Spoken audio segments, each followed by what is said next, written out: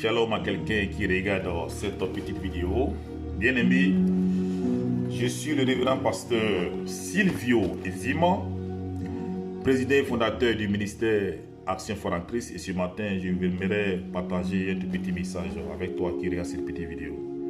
Ce matin, je veux, spécialement m'adresser à une femme, à une jeune fille, à une servante qui est incessamment en train, de se faire abuser sexuellement au sein de l'église.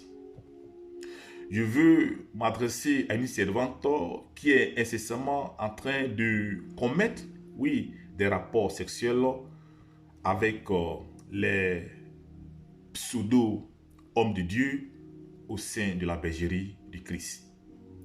Bien-aimé, je veux m'adresser à toi qui se dit chrétienne et qui commet incessamment des actes impudiques au sein de l'église avec les élus de Dieu qui sont censés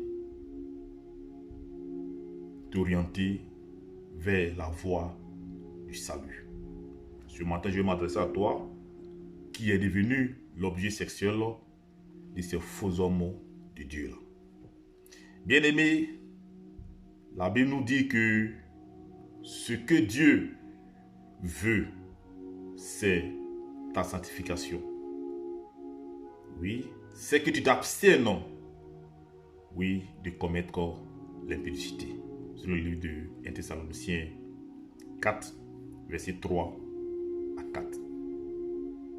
C'est que tu saches posséder ton corps dans la sainteté et dans l'honnêteté. Et Hébreux 12, verset 14 nous dira que sans la sanctification, nul ne verra la face de l'Éternel. Bien-aimé,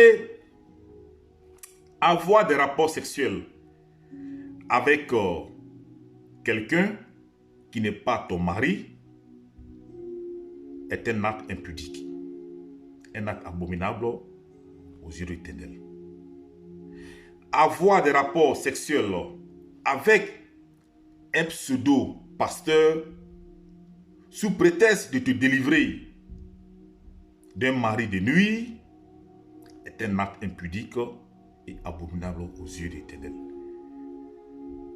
Céder sexuellement aux avances d'un quelconque prêtre ou d'un quelconque pasteur alors que celui-là n'est pas ton mari, bien-aimé, je veux dire que c'est un acte abominable aux yeux de l'Éternel, notre Dieu.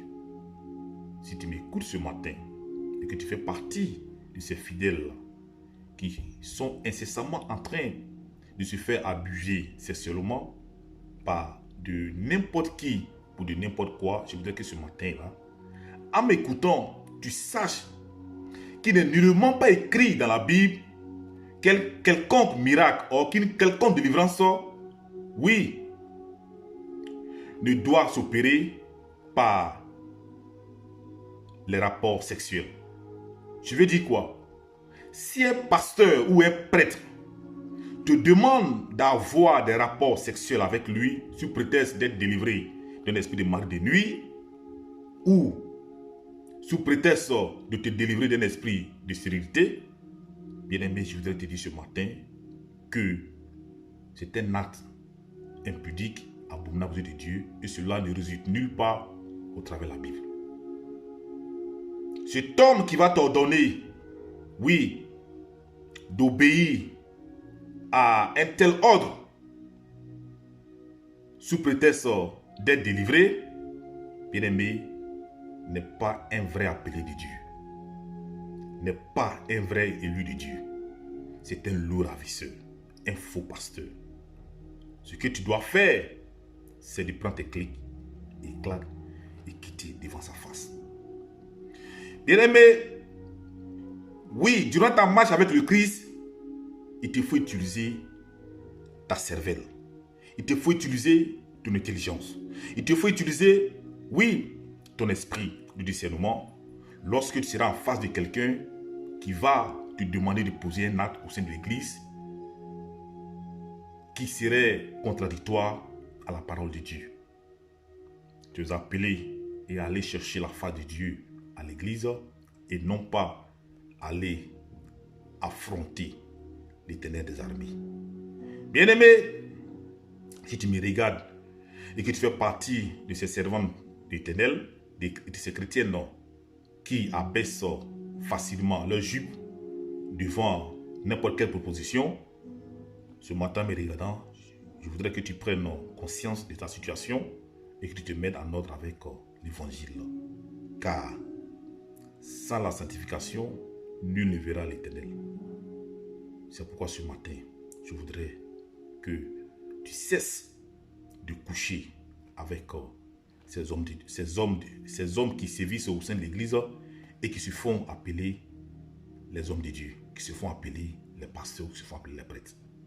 Si tu as une quelconque relation secrète avec un prêtre ou un pasteur, je voudrais ce matin t'interpeller que cela est un péché, est un acte abominable que tu commets aux yeux de Dieu. Prends donc la décision et sors de là. C'était mon petit message pour toi. Shalom à toi et te bénis. Ciao, ciao.